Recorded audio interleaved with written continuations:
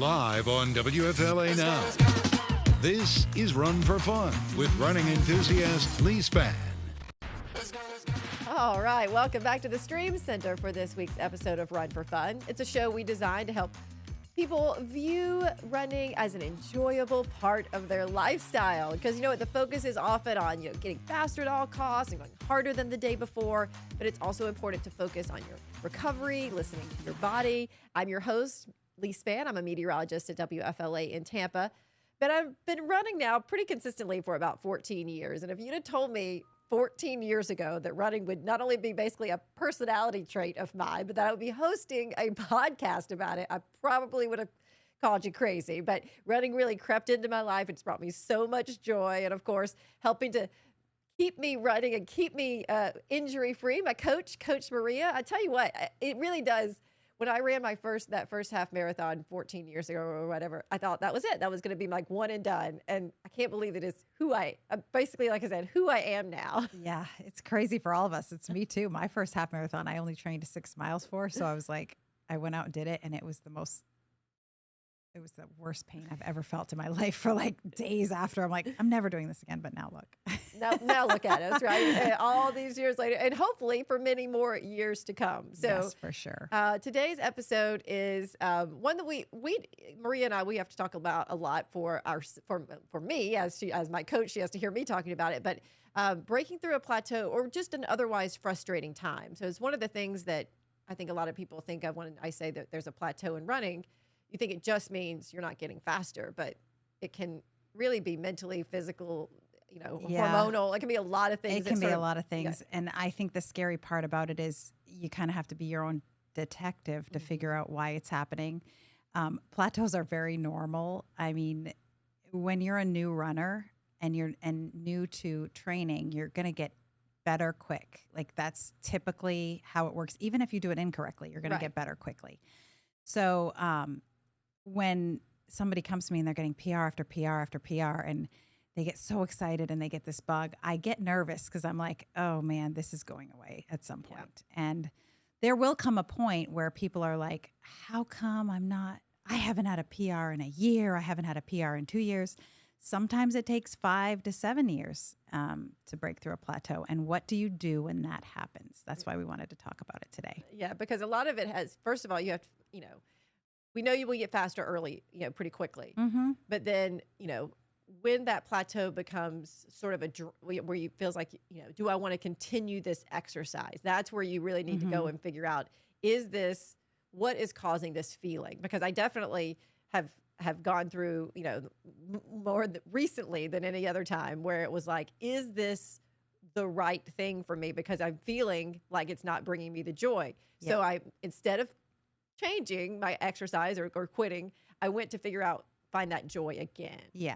And sometimes I always think about it like marriage because it's it's a great metaphor for anything that we do in life, but joy in anything we do comes from having a difficult time and getting through that difficult time. And then on the other side of it, you're like, oh my gosh, I worked hard and I got through it. And that brings a greater sense of joy. It's like marriage. Like you have tough times and you get through the tough times. And then on the other side, you're like, wow, I really did it. And we made it through. So I would encourage anybody who's in a plateau to kind of focus on the fact that be your own detective, ask for help, and know that plateaus are normal. And if you weren't having a plateau, I'd be concerned because a lot of times speed and aerobic capacity they don't just go hand in hand. So you're super fast. You got to let your aerobic capacity catch up to your speed a lot of times, which means you got to put a lot of miles in, a lot of easy miles in to kind of catch up to that speed. So what are some of the telltale signs that you see as a coach from clients that say, okay, they're in the plateau, either keep them there for, to get better or breaking through it? How do you keep them being consistent? Those kind of things. Well, it depends on the person. I think when you're in a plateau, the scariest thing to me is it goes into mental mind games a lot. People start questioning their ability, questioning their training. Once you start questioning your training and your ability, that becomes mental, and then your plateau is going to be longer. So I always am like, oh no, here we go down this rabbit hole. And it's really because people are like, I'm not seeing PRs. And then this person is seeing PRs and I'm not seeing PRs and it's not fair. And I'm like, okay, you know, I say it all the time, but you got to focus on yourself. Everybody's going to be in a plateau, and people don't put their plateaus on social media. So I don't care who is gone through any race cycle, they've had a plateau. I mean, I have a runner who came to me. She'd been running for years. She'd been trying to qualify for Boston. She went from running like a 3:52 marathon to like a 4:20. She couldn't do, and she ran like 16 marathons before she came to me. And she said, oh, I don't know what to do. And I said, well, we're going to have to backtrack a little bit. And it took her 2 to 3 years of backtracking in a plateau to get her to break 4 again. And then eventually we got her to qualify for Boston with a 3:42, but it took literally 6 or 7 years to do that and many marathons. And so what if she had given up? Yeah. I say it all the time. I'm like, if you give up when it gets hard, that's when you lose. Just don't give up. Just keep going. And I think that we've talked before about being consistent, and it's easy to be consistent when it's all going right, and absolutely. you're feeling like a champion out there every ride. And then when it doesn't, it definitely makes it harder to get yourself out there. So, are there tricks to tricking your mind to say like, it's okay, we're gonna actually the elites do it really well. They don't overthink it. And I think the reality of it is like, I have that checklist where I'm like, check your nutrition, check your sleep, check your pacing. Like, are you working too hard on the track? A lot of times I see when people are hitting a plateau, they start to get insecure and they're like, how come I'm not getting faster? Well, the reality is you're not going to keep getting faster every single week. That doesn't happen. Even every single year, you're going to have years where you're not faster. And so you do need to look at your training. Is my training right? Am I training too hard on the track? A lot of times people are pushing too hard because they think, oh no, I got to break this plateau. And that means I need to push harder on the track. And in reality, you probably need to run more easy miles and then pull yourself back on the track. So you're running lactate threshold as opposed to all out on the track. And people don't want to do that because then they're like, oh no, I'm getting slower. I'm going to get slower. And that's not the case. So you have to kind of fight the mind game of I'm getting slower. Once you say you're getting slower, you're getting slower. Yeah. I say it all the time, whether you think you are or you aren't, you're right. Yeah. Like it's what your mind says you're doing. So you have to fight that really hard. And so going back to that checklist, any one thing that's not, it doesn't have anything to do when you have shoes on to go for a run could impact. That's your diet, that's your hormones, that's your sleep. All of those things could make this plateau even worse. That you're definitely, we go through, but your mental game, if it can be really messed up with any of those other things. Yeah, I use Allison DeCord as an example a lot because she literally had a 7-year plateau. That girl stayed positive the entire time. Like, I cannot tell you of all my athletes, she's the most positive by far. She stayed positive the whole time and she just kept showing up, like literally just kept showing up. And we did try some new things. But honestly, it was just her aerobic capacity needed time to catch up. And all of a sudden she went from running we were barely breaking a 3:30 to her running like a 3:16, then a 3:12, then a 3:10. And it just caught up eventually. Yeah. And that's what happens a lot of times. If you just stay consistent with what you're doing and you try to stay positive and don't overthink it and go through the checklist. Is my nutrition right? Do I need a little bit of a break? Do I need to cross train more? Allison was good about she would take a break from coaching from 3 months, but she would not quit running. Right. She would just, after she did a marathon cycle, she'd go do some Peloton for a little while and go to 4 days a week running as opposed to 6 days a week running. And then she'd jump back on my schedule and do another 16 weeks. So there are ways you can combat it without giving up, that are pulling yourself back without quitting. You were speaking of track. You today were on the track with Tom Byer. Yep. And That smiling young man there is about to turn 70. And he kicked my butt on the track this morning. He's about to turn 70. I asked him today because I knew we were going to do this podcast. I said, Tom, well, first of all, he's been running 27 years. And then before that, he was a competitive swimmer. So he has been active his whole life. And he runs the Chicago Marathon every year. He's run 27 years, I think he told me today, or 25 out of the 27 years he's done a marathon. And he's been with me coaching for almost 11 years now, I think. But he's had some setbacks. He's had a couple of injuries, but relatively he stays pretty healthy. And I asked him, what is the secret to longevity when you know you can't, because he hasn't had a PR in years, like he's 70. He said, I keep it fun. I have patience, and I try to find different goals. Like I'm not in this for the PRs anymore. I'm in this for the way this makes me feel. And he goes, everybody tells me to quit. Everybody around me tells me to quit, but I don't quit because I think marathoning keeps me alive, is what he said. There you go. And I think he means that on every level. Like It's obviously his heart is strong, but obviously you don't do it, you lose it. And he doesn't want to lose it. It brings him joy. And it's something to work for every year. If he's doing the Chicago Marathon, he knows it's coming up, and he can plan his life around it. It gives him something to work toward. And there is a time when PRs are going away. Yeah. Like that is happening to every one of us. So at that point, what are you going to do? Like always, if you want a longevity in anything we do, you got to have smaller goals and not think only of it, because it's hard to stay motivated if you're only outcome based. It's just not gonna, it's good to have outcome goals for sure, but you got to have a variety. Otherwise we get lost in the shuffle. And you forwarded me this, so we're going to talk a little bit about this post from Steve Magnus, who's a performance coach for professional athletes and professional football and teams and businesses. And he focuses on developing the mental skills to get through things. And so his main thing is focus on the process. Absolutely. I mean, people say it all the time, focus on the journey. And I hate to say it because it's so cliche, but the reason it's so cliche is because it's accurate. When you focus on the day-to-day, what does running bring me today?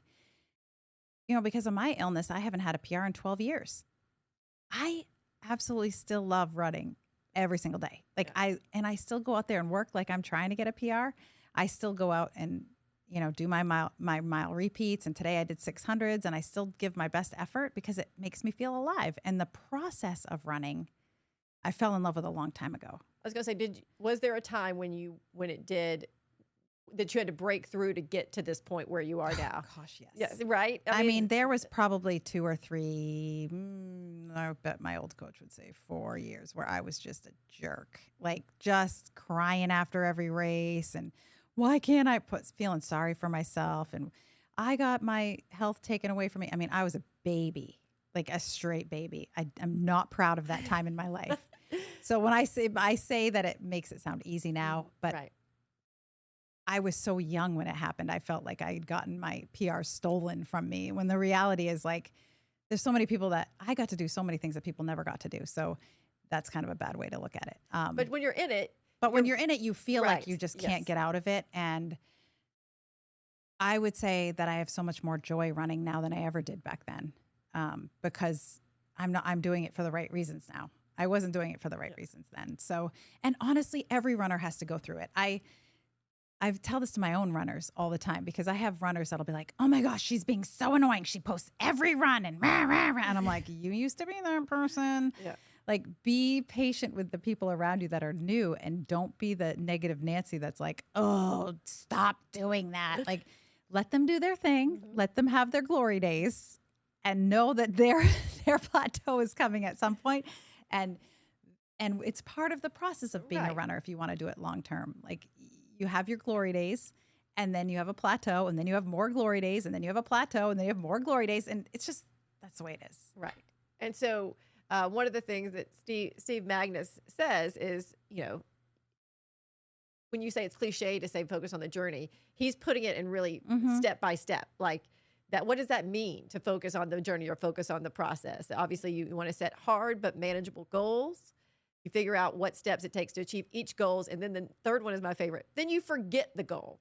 Yep. And you focus on those tiny steps to get there. Absolutely. I mean, that's where like your goal is to run Boston, which is what a lot of your clients want to do. Yep. And it's like, okay, that could be 6 years from now. Let's focus on getting enough sleep. Let's focus on slowing down and getting our aerobic capacity up. Those are all things that if you're only trying to get to Boston and you try every year at your hardest, like, you're just never going to get there. Yeah. I mean, and it's hard to stay motivated when you're like, oh my gosh, it's so far away. Mm-hmm. It would be like, running 100-miler and on mile 2 being like, oh, I only have 98 miles to go. This is no problem. Like, nobody says that. Right. Why would you do that to yourself with the goals? So yeah, you do want to have big goals, but you want to have small goals. And I love what he says about completing the steps, because just complete the steps. Yeah. Don't think about anything else. Stay in the moment. Like, people are so busy worrying about what everybody else is doing. And that is one thing that Tom said to me this morning. He said, I cannot pay attention to what other people are doing. Like, I have to do my own thing 100% of the time. And when I stay in my lane, because everybody's going to have those tough times and nobody's going to tell you about it. Right. Like, people are not, like, we're just in a place in our society where we got to hide the hard times. And so people will say to me all the time about Allison, oh, Allison, she just has it easy. Oh, I'm like, no, Allison has not had it easy. Yeah. Like, it's just not, you can't compare highlight reels to highlight reels. It's just not going to work. And actually, even I showed you this earlier, Maria. So if you can't, I'll try to, for the podcasters, I'll try to explain. I was going back in because I hit a plateau last year, and a plateau that I needed, had to get doctors involved to get out of. But I was like, I know I'll show these 3 different races and how different they would be, or that the pictures looked from the races. But when I looked back in my phone and found pictures from this time, I look as happy as I've ever looked before. And I realized that now I'm telling 2 stories, because even in my plateau where I knew I was hurting, the pictures I was posting, no one would have known. There's 3 pictures. There's one from February 23, there's one from May of 23, and there's one from October of 23. And in my head, I know how I felt in each one of those pictures, but it's so interesting that they all, to me, kind of look the same. Well, I look at those and I'm like, Leigh's doing what she's supposed to be doing. When it hurts, she's smiling. Yeah. Well, having a race photographer around, or your friend who's taking pictures, helps out too. But it sort of shook me, because I was like, oh, I can show how awful I felt in these pictures and how much better I felt when I came out of this. And then I was like, oh, they all kind of look the same. So even if someone is posting what looks like a highlight reel, know that they could be, that behind that fun selfie is them going like, that was not my best race. That was really hard. Yeah, you never know what's going on. I remember a celebration actually it was not a few years ago. It was probably like 7 years ago. I had fallen on the race course, and I ran like a 1:48, which is like 10 minutes from my PR. And I was frustrated. Like, I was frustrated. When I got done, everybody was like, Coach, great race. You killed it today. And I was like, any one of you guys would be ticked if you ran 10 minutes slower than you normally do on a half marathon. But I can't explain that to you guys, because you guys are all getting PRs right now. Yeah. Like, there's no... And I smiled and said, thank you. Yeah. Like, do you know how hard it is as a coach to not perform the way you want to perform, and then go out and cheer other people on and have everybody like, great job, coach, when they have no idea that you just ran way slower than you normally do? Yeah. It's hard, but I think it's just knowing that everybody has to go through this at some time in their running career. And this is my turn to be in my place, and it's your turn to be in your glory days. And as long as everybody is helping each other through that and being understanding and loving and knowing that, even though it can be frustrating, because you're like, wait, I had a hard time last year and you didn't pay attention to me when I was having a hard time. Like, I stuff I listen to. I'm not kidding you.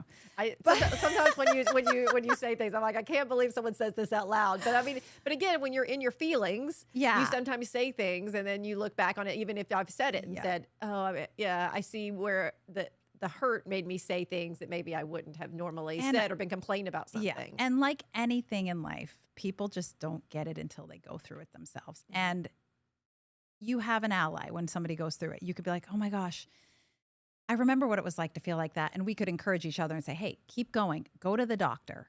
Make sure, because a lot of it happens, like it happened to you right around an age where it naturally does happen, just Right. because kind of like that debt gets paid a little bit, like I was telling But you about. I was determined that it wasn't. Like Yeah. my body was unlike anybody Yes. else's in the whole world, and mine was Yes. not going to happen. Yes. That's right. Everybody, yeah, because we all think it's not going Right. to happen to us. But the reality is, like, the older we get, it is going to happen to us. And I would encourage people, I think people are afraid to talk to older people when they have so much wisdom. These people that have been running for a really long time, like Betty and Tom. Yeah, they're out mean, there. They're out there in their 70s running, and Betty will laugh at us. Like, she's just like, oh my gosh, you guys are missing the point of this all. And she's right. Like, she is right, because sometimes we get caught up in the outcomes and we're like, oh, I need to do this outcome. And then our hobby becomes a stressor. And then when your hobby becomes a stressor, then it's not fun anymore. And it's not fun anymore. Yeah. So you have to figure out what you have to do to make it fun. And that is a little different for everybody. Right. And you know, so when you feel that plateau, that's when you have to, like you called it, be your own detective. Why am I feeling this way? Do I need to cut a day down? Do I need to eat more food? Do I need to eat different food? Do I need to get more sleep? Because what helped me is not going to be the same that helps the next person. No. And I could say, this is what I did, but that's because I had to do the hard work to get through. And boy, the time when I thought, it made me very sad that I had this thought that was like, is this still right for me? Is this maybe now this is, 14 years is a long time to be doing one hobby, right? And I was like, and it came to as a shock that I would think that.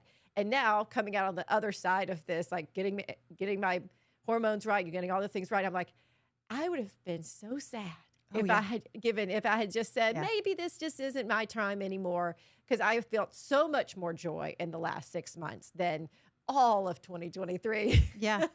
Well, and candidly, I've been working with this coach that's been helping me build strength, and she continually wants me to back off on my running. And I continually say to her, okay, but I am never quitting running. Right. Like, I'm just not going to, because it brings so much joy in so many other aspects of my life. I run with my husband. Right. It's my favorite part of the day. I run with my friends. That's my favorite part of the weekend. Like, the relationships that we build and the people that we're around, and actually the quiet we get that the rest of the world doesn't get, because we don't have things going. When you're running, it's just you and you're running. People don't get that anymore. And I don't want to give that up until I have to. I just don't want to. So she's always like, okay, I'm not going to tell you to quit. I'm never going to tell you to quit. We'll make it work in a different way. But, and so I just have to eat more food, which, that's the way it is. But again, you being your own detective, working with a doctor to find that out. It's like, okay, so to keep myself. And also knowing your own body, but that fine line of knowing your own body, but not being stubborn and saying, oh, this is just the way I am and I can't change. Because that's detrimental too in a plateau, because maybe what worked for you in your 20s and 30s is not going to work for you in your 40s or 50s. So maybe you do need to change your training. Maybe you do need to change and do more cross training, or maybe you do need to work on your hormones, or maybe you do need to work on your mindset now, because as we age, things change. And, mindset is part of it. We're getting older. We have a lot more stress. You gotta play with that balance, right? Always play with the balance. Don't just get stuck in this, well, this worked for me, and so I got to do it the way it is. I always did it. That's not growth mindset. Because Maria did a video for her clients, and one of the things she said, I think you're quoting another dietitian, but you were saying that if whatever you were, continue to do, if it's not working now, it actually wasn't working in your 20s. Yeah, no. Just guess what? You were in your 20s and you were able to, and you were resilient. yeah, your body. And so your body didn't, and in your 40s, your body just gives you the finger back and is like, no, I'm not doing that anymore. I've been working real hard for you. How about you give me something like some food or some rest? I'm not playing anymore. But, and it's not to say you can't still run and enjoy running. It's, gosh, when you break through that plateau, it actually means more. And I say it all the time, like when you break through it and you get a PR after you've had 2 years or 3 years of not running well, like it means way more than it would have had you just kept getting a PR after PR after PR after PR. And it brings a lot more joy. Yeah, it really does. I mean, because your analogy to a marriage is so, because everyone is told when they get married, oh, it's hard. There'll be times when it's not easy and you have to put the work in. No one tells you that when you start running. Yeah. They just tell you it's always hard. But then it's like, you don't realize that there will be times when it really is. Well, it's the honeymoon stage of running. We can call it that, right? Yes. Like the honeymoon stage of running where you're running and you're getting faster and you're doing longer distances you've ever done before and everything's great and you're 20 and you're great. The clients that I think do the best are the ones that can really listen to their body, but also seek advice. And in a good way, seeking advice, like asking older people, asking me, coming to me from, a lot of people will just hide their problems and they won't come to me until it's too late. And then what am I going to do?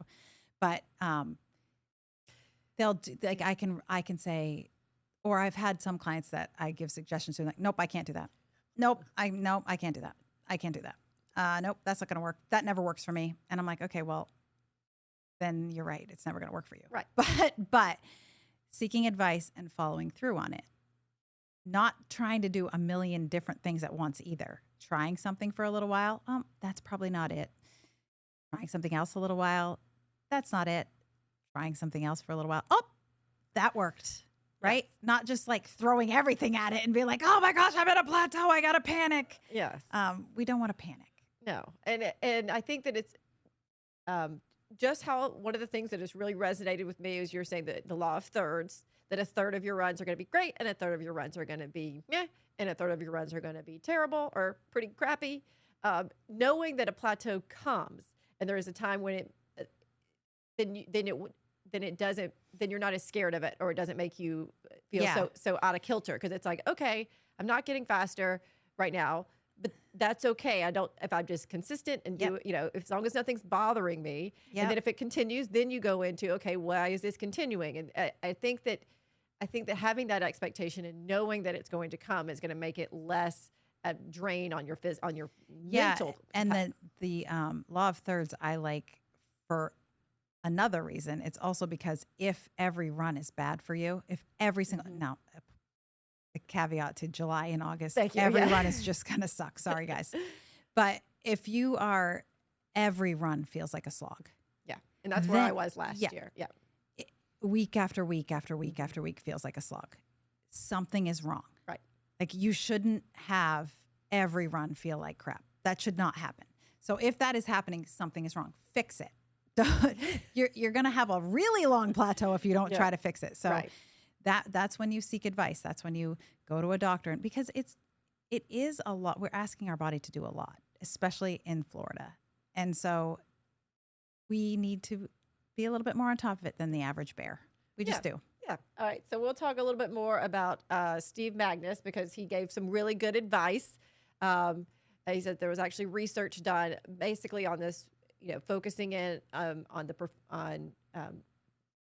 goal setting and not focusing in on just the outcome. So the process goals had in this research, new meta-analysis on the impact of goal setting on performance found that the process goals had a large effect on performance. Performance goals had a moderate effect, but outcome goals had a negligible effect. So if you're only motivated by the outcome, by the getting the job, by getting the Boston qualifier, that has almost no effect on getting yourself better. Yeah, no effect. No effect. Do you hear that? No effect. Which is, it's crazy because we all want to be so goal oriented, and it's just. I think I saw a study on basketball players. This might be that came out of this one, but don't quote me on this. But the basketball players that were playing that actually said positive things to themselves while they were playing actually played a better game than the people that beat themselves up. Like, oh, you dummy, you missed that shot. Or, oh, you got to pay more attention. Or the people that talk to themselves negatively actually had a worse performance. So again, what does that tell us? Like when you're struggling, be kind to yourself. Like always be kind to yourself. Be kind to others, be kind to yourself. Because then you're going to be more positive and then you can get through it better, right? And it really, the idea of how much more it's worth it when you're on the other side of it. It's so hard while you're going through it, but the joy that comes on the other side of it is so much, like you said, better than it was before you went through. Yes. And that's because you put the work in. Anything that you put work into means more. And that's not to say that you can't be sad. Right. Like I think people get this misconception that I'm supposed to be grateful every day, all the time for everything I have. And I do believe that. However, if you have a bad race or you're having multiple bad races, it is okay to feel crappy about your race. I just set a time limit for myself. Okay, you have 24 hours and then you got to move on. You have 24 hours to be sad about this and then do what you need to do to be sad and then move on. Like you got to move on. You can't, the second you're like, but this race was bad and this race is bad and every race is bad and you got to let it go. Like it's just building up resentment in your own body and your body's going to feel it and it's not going to perform well later. It's just going to set you down this spiral of crappy runs and crappy performances. And that doesn't help at all. Don't do it. Yeah. Yep. And I've seen it a million times. I really have. Like I've been coaching for almost 21 years now. I cannot tell you how many people I have seen spiral, and it didn't need to happen. So what do you do? Do they stop running sometimes? Some of those people, or do they find that bottom and then say, okay, I'm tired of spiraling? That's a really good question. I actually don't know that I've had anybody quit. There you go. That's a good. That's something about about your coaching. I mean, I won't really let people quit. Right. Yeah, I don't. I think what ends up happening is they hit rock bottom, and then they're like, they finally give in to what I say. Like, finally are like, okay, I'll go to the doctor. Yeah. Okay, I'll take my iron. Okay. If they continue to spiral, I do see a lot of self-sabotage. A lot of self-sabotage where people are just so afraid of failure at that point after having a couple bad races that they just sabotage every single race they have just because they know they're fail. And that becomes sad when that happens. But ultimately, most people get out of it. Yeah. Most people get out of it. I think just the nature of running, people don't run. Weak people don't run. Like they don't, because running is hard. Yeah. The first 6 to 8 weeks is hard. So if you make it past that 6 to 8 weeks, we know that you're not weak. I mean, there's so many people that will come to me and say, Coach, don't think I'm weak. I have to quit this workout. I'm like, give me a break. You've been running 300 other days of the year. I don't think you're weak. Never thought you were weak. We have to work on some things for sure. We all have to work on things. Right. I still have to work on things, but I don't assume people are weak. It's just that you're having a hard time, and it's okay to have a hard time. It's just how you get out of it. And that might lead into today's coaches drill. Yes. Because this is something that everybody, runner or not, could work on. And today's coaches drill. Yeah. All you need is a little patience. It's a big one because nobody likes to have patience. Patience with the process, patience with yourself, patience with your teammates, patience with your data on your watch. You just need to have patience in order to break through a plateau, because if you can have that patience, when you break through it, it'll mean more. And if you can't have that patience, you're going to push harder and you're going to create a worse plateau. So don't get aggravated and push harder. Just stay patient with the process, patient with yourself, patient with your coach, patient with your training, and it will all work out, I promise. And that's what that Steve Magnus was saying is that if you are focusing on the process, which is doing the thing that's right in front of you, that's going to be your best way to reach your goal. Focusing on the performance that, okay, I did well on all these things does a little bit, but you got to, if you and you are a perfect example because with iron, you have to be patient because taking oral iron when your iron is as low as yours was, it takes a long time. And this is why I'm like, guys, stay on your iron because it takes a long time to get your iron back to normal. So if you don't really have a choice in that regard, you have to keep taking your iron and you have to wait for it to get to a level and you'll know when it gets there because you'll start to feel better. But it can take 6 months. I've had runners have it take 2 years to get their iron back up. So it's required patience. You got to do it. And you would think that people who run 20, 26 miles have patience, but we don't. That's like the one you think that we're out there for many, many hours. And I think the outside world would think, oh, these people have, they are consistent and they're patient, but we play mind games. Yeah. But so like I always say, yeah, we're patient, but because of the way we train, we only go to the well like in a race, right? We really go to the well on those race days. So we're apt to not catch things as quickly because we're not trying to get our best performance every single workout. So a lot of times iron can go undetected for a long time until you have a longer race. Like even iron doesn't affect your 5K as much as it affects your marathon. I mean, maybe 1 to 2 minutes, depending on the runner, but it can affect your marathon by half an hour. So yes, like, it can. Yeah. So, 45 minutes or so. It's yeah. Depending on your mental game. Yeah. It can really affect your marathon. So, and we forget, like when we're done the marathon, we're like, oh yeah, that wasn't that bad. Yeah. That wasn't, so then we can talk ourselves out of it. It was just a bad day. Yeah. And I'm like, that's maybe that's a worse day than you think it is. Like we need to fix something. Yeah. You don't just usually drop off a cliff like that when you're running. That's not typically how it happens. If you have a huge performance jump in the wrong direction, something is wrong with your blood work likely. So if you're trying, right. If you're trying to run for fun and you're just running easy, that's a different story. But if you're going all out and you're trying to hit times and you just fall off a cliff and your nutrition is right and everything else is, your training has said that you should be able to do this time, not if you're like trying to live in some dreamland of the marathon time that you can do. But if your times say that you can do it and you can't do it, your aerobic capacity hasn't caught up yet, or something's wrong with your blood work. Yeah. So stay on top of your blood work and that'll help. That helps. All right. Well, I just thought, I'm glad we let people know that the plateau is normal, because I think that can be, first of all, like you said, when you're just starting, it's easy to hit that. I mean, you get to that plateau and then you think, oh, what's wrong? But I think for me, 13, 12 years in, to hit another one, like it was sort of, I was stressed out about it because I didn't know what was happening. But now I know. We did the detective work. Yeah, you did the detective work and you made it through it. And I loved it when you sent me that text a couple weeks ago and you were like, Coach, I had such a good run today. I'm back. And I was like, oh gosh. You had a 1/3 run good. So. Yes, exactly. And I took it because it had been a while since I'd had a third of my good run. So yeah.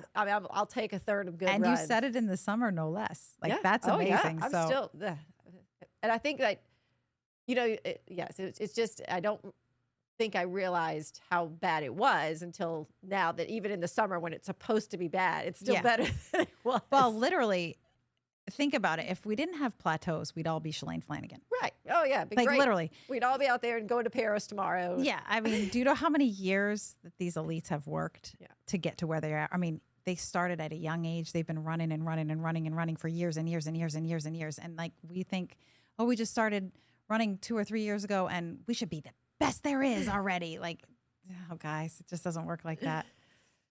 Got to have a plateau. Got to have a plateau. You got to learn to work through it, because that is the way, again, metaphor for life. There's times in life that get a plateau. You learn how to focus on the process and get through it. Running's the best. All right. Best life metaphor. It is. All right. Thank you, guys. We'll see you next week. Bye-bye.